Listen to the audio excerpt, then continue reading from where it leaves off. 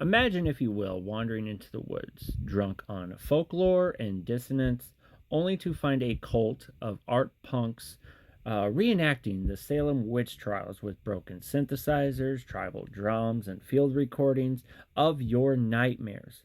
That's the album They Were Wrong, So We Drowned. This is Liar's second album and their full leap off the edge of the post punk map.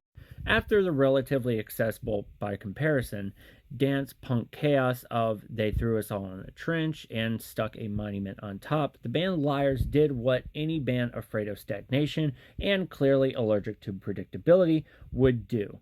They retreated to a cabin in the woods, channeled paranoia, German folklore, and raw sonic experimentation into a deeply polarizing, deeply fascinating concept album.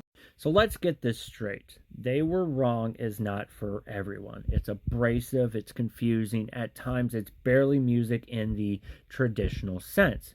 But once you sync up with its wavelengths, it is a spellbinding experience.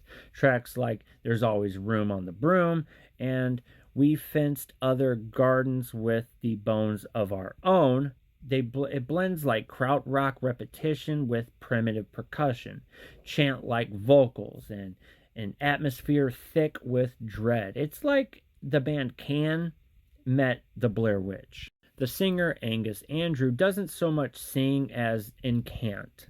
His voice is often processed into distortion or buried in the mix, as if he's leading a seance rather than fronting a band. Meanwhile, the instrumentation is messy, menacing, and ritualistic. Think like firelit drums, hissing electronics, and the sound of creaking trees somewhere off mic. It's less about melody and more about mood. They Were Wrong is pure unease. Thematically, the album draws from tales of witches and persecution, and it fits the times.